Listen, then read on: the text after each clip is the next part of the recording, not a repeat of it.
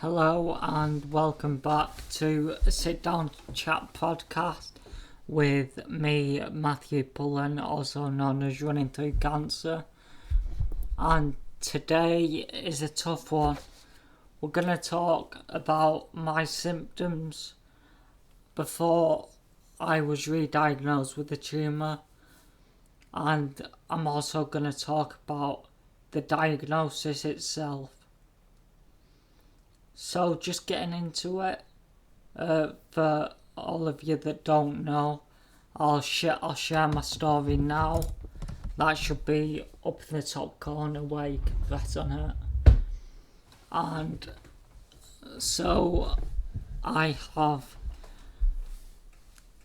been living within and around cancer all my life, and I was very lucky to survive, and I think as we go through this episode you'll see I was actually quite lucky because I already had access to a cancer hospital, whereas a lot of people don't, and they've got to mess with the GP who won't send them, which is wrong because it's like you have a feeling that something's wrong, and if something's wrong you will stop at nothing to see what's wrong and try and resolve it. So my first symptoms of a tumour reforming was actually because I started running. I started running because my brother needed some competition, and we're the same age as we're twins. And I just started running, and during some sessions, so we've had a pandemic and lockdowns, I was getting more running done, and I was getting a lot fitter. But then I started realising that I was falling over more, and that wasn't just running. It may have also been within my running, but I'd been falling downstairs.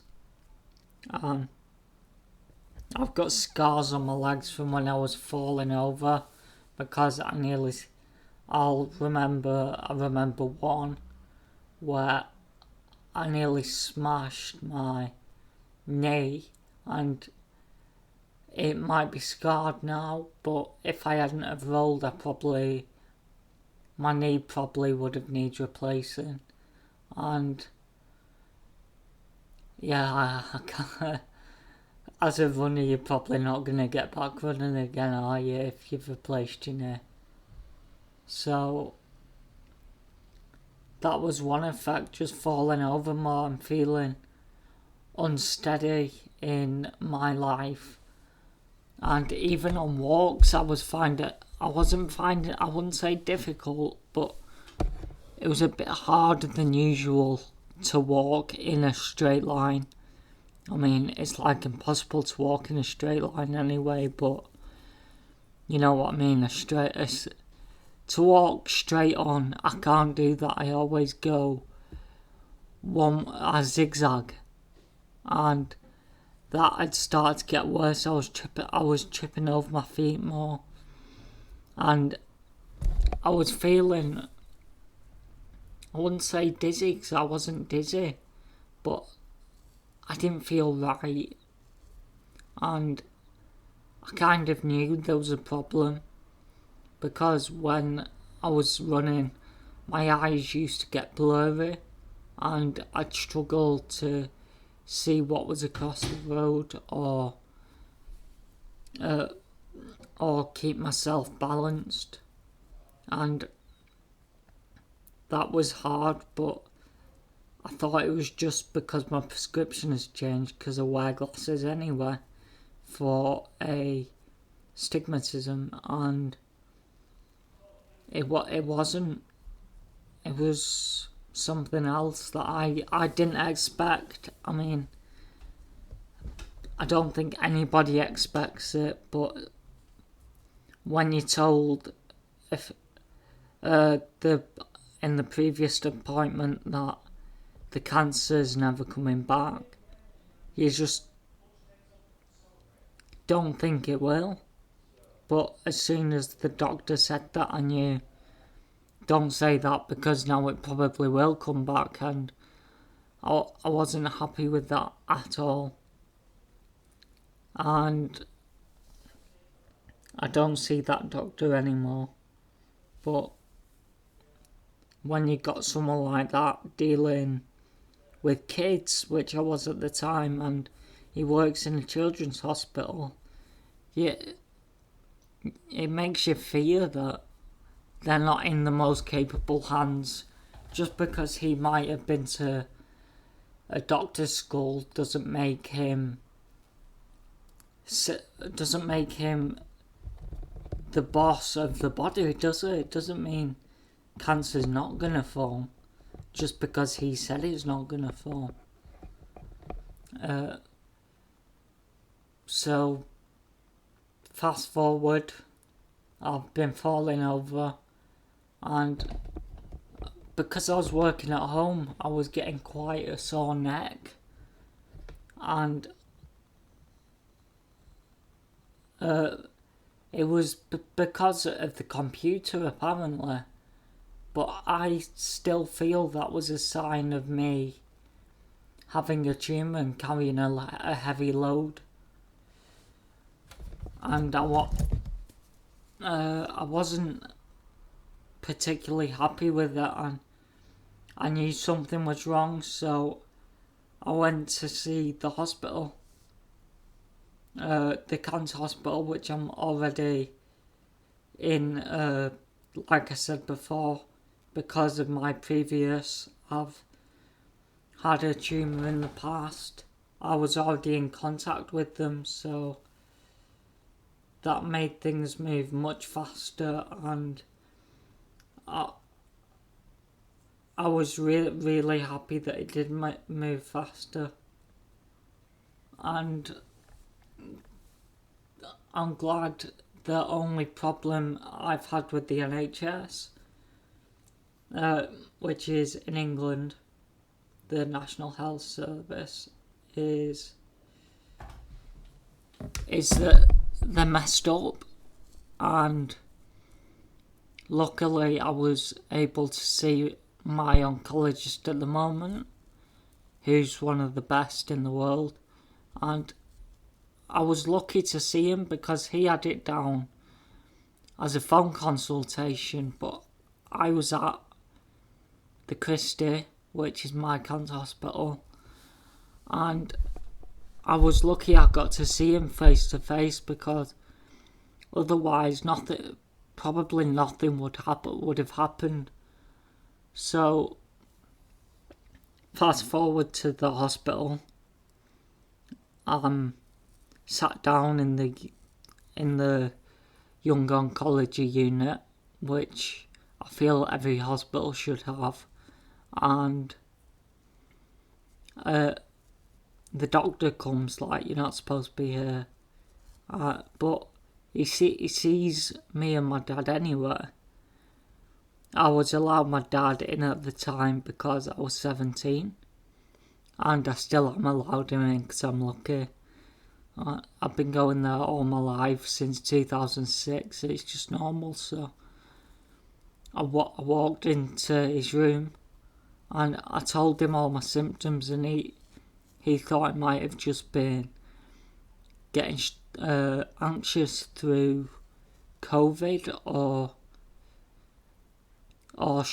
neck strain, or he brought up a meningioma, which is a type of brain tumour, but a very slow growing one, and he did expect it to be that, but that was all he said. And then he checked me out neurologically, and I've been doing neurological tests since I can remember, so I knew I was doing well. I was a bit more shaky in my left side because I felt a bit weaker in the left hand side. I didn't feel as strong. And he said neurologically I was fine, but because he's a doctor and he has to follow guidelines, he sent me for a precautionary scan, which nobody expected anything of. And so I can't remember when the scan was, but I know I think it was a Thursday because I had college the next day. And just a scan as usual. They'd put the dye in and stuff, and they're like, yeah, okay, jump on here. But I remember it being really uncomfortable. And I remember after leaving the room, as lovely as radiologists are, it did feel like something changed, like they were suddenly being a little bit more cautious around me. But I didn't think anything of it until the next day I was in college. And I can remember it well. We'd just started going back to college after, because colleges and schools were reopening after the lockdown. And I remember sitting in a history class, and I had a phone call from an unknown number, and then I got a phone call off my dad. I didn't pick any of these up because I was in college, but I do remember being in history and thinking, what, that's strange, why am I getting a call from my dad? Because he knows I'm in class, and he did hang up as soon as he called me, to be honest, so it's not his fault, it was his thought of the moment, but I didn't think anything of it, so I just carried on with the class as normal. And we were doing coursework that lesson, and I thought, I don't know why I thought this, but they said we've never had to extend anybody's coursework deadline for any reason, we won't. And I was thinking, what if somebody has a really bad illness or has to get a lot of treatment or something for a medical problem? But that was just me thinking, because I don't know why I was thinking it. I was just thinking it for everybody's sake. And then that was the lesson. I remember I was doing about drugs in Nazi Germany. Unfortunately, that question was the only one not to get accepted, so I had to do a different question for my coursework. But that's another story. I'm talking about my diagnosis. So after that lesson, my dad, it was such a hot day, and my dad said he would pick me up in the car, and that just didn't feel right because it was so hot. It was a lovely day. I usually walk to and from college, and he was picking me up, and then I got in the car. I was talking to someone, then got in the car outside of college, and my dad looked at me and said, I've had a call from the doctor, and I just burst out crying because you know, after you've had a call from the doctor about a day after, less than a day after your scan, you know it's not good news. And funnily enough, I'd already had thought that there was something there, and it was a tumour, and we'd already had a discussion about if something was in my brain, what would I do? But that was just like, what happens if there is? It wasn't like, there is, I'm gonna set down this, like, I said I wouldn't have chemotherapy, and I'm on chemotherapy at the moment, so your mind changes in that instant. But back to the car, I just remember we both broke down and were hugging each other, and he said something's shown up that I knew straight away it was a brain tumour. Straight away, because I'd already thought something was a bit out of place, but it made sense once he said what, and it made sense why everyone was like being nice around me. The radiologists at the Christie's after the MRI scan, and I was like, wow. There's no words that can describe it, because I was a 17-year-old boy and I was running well. Absolutely fit as a fiddle. But then you get that shock, you've got a brain tumour. And it was hard to take. I remember speaking to the doctor when I got home, and he said, there's something the size of a plum in your cerebellum. I mean, after seeing it, it was much bigger than a plum, but I remember him saying that, and I was just so happy that he was honest with me. He said they could operate on it, and he was dead nice. He's understanding because he has a son my age, and he's just a really good doctor. But I'm gonna finish the podcast with the fact that I always did think that a brain tumour would come back, but I thought it would be at the end of just before my GCSEs, which is year 11, so I would have been 16. But it turned out I had one. I got one just before my A levels started going, just before my second year of A levels. So that's when all the hard work goes in, and it was like I knew something was wrong, and I knew it would come back all along. But I am happy that the NHS messed up and they got to see me, because otherwise, he said another 2 to 3 months I wouldn't be here, and I'm very happy to still be here, and I'm really grateful for the hospital and the support that I've had. I remember telling people about my diagnosis, and I remember my best friend, who I've been friends with since I was really young, since nursery reception.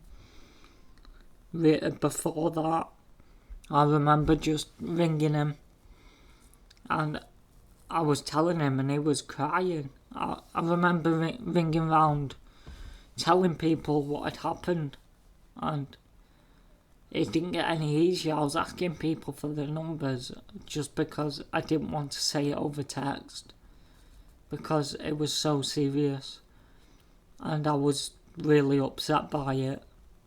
I mean, you would be, and I remember people crying about it, and I remember people just being like, oh, like, not really wanting to talk to me about that anymore, because it's not a nice topic, and no one wants to think that they've got a friend that has been diagnosed with a brain tumour that needs surgery.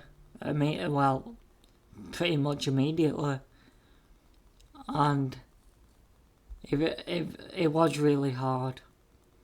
It was really hard to accept. I just remember going to sleep that night and crying myself to sleep. I'm like, why is it happen to me again? But now when I look at it, I'm like, I'm glad it was me and nobody else, because I wouldn't want them to suffer through it. And I'm happy to take one for the team, as they say, but I am now determined to beat the brain tumour, because no one's seen anything like it. And in the next episode, I'll go through everything that happened before my surgery to get it removed, and a lot happened. I remember finding it really hard, but I got through to surgery and had surgery. So in the next episode, you're going to find about what happened within that time. So thank you for listening to a sit down chat with Running Through Cancer, and I hope you've all got something out of this. And please like, share, subscribe, hit the notification bell, and do all that good stuff so we can help more people with my story.